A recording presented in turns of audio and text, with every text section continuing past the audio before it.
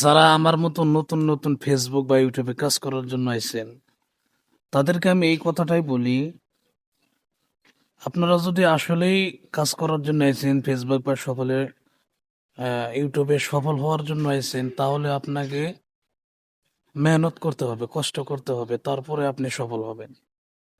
কারণ এই দুনিয়াতে মেহনত ছাড়া কোনো কিছুই হাসিল হয় না ভাই। বিশ্বাস, তাকওয়া, এগুলো ছাড়া মানুষ কখনো সফল হতে পারে না। আপনার নিয়ত সহি থাকতে হবে। আপনি যদি রেগুলার নিজের কন্টেন্ট ডালেন, নিজের ভিডিও ডালেন, তাহলে আপনি আজ হয়তো কাল সফল হবেন ইনশাল্লাহ। আল্লাহর উপরে ভরসা করে সব কাম শুরু করে দেন। শুধু হালাল হতে হবে, অন্যায় কাজে যাবেন না। যেগুলা আল্লাহর বিরোধিতা কাজ সেগুলো করবেন না। দেখবেন আপনি একদিন না একদিন সফল হবেনই। কারণ মানুষ যদি অন্তর থেকে কোনো কাজ করা শুরু করে, তাহলে সেটার মধ্যে আল্লাহ তাআলা সফল হওয়ার জন্য অনেক আল্লাহর রহমত দান করেন। কারণ সহি বুখারীর মধ্যে প্রথম হাদিসে আছে ইন্নামাল আমালু বিন্নিয়াত। তার মানে মানুষের নিয়তই হলো সবচেয়ে বড় বস্তু।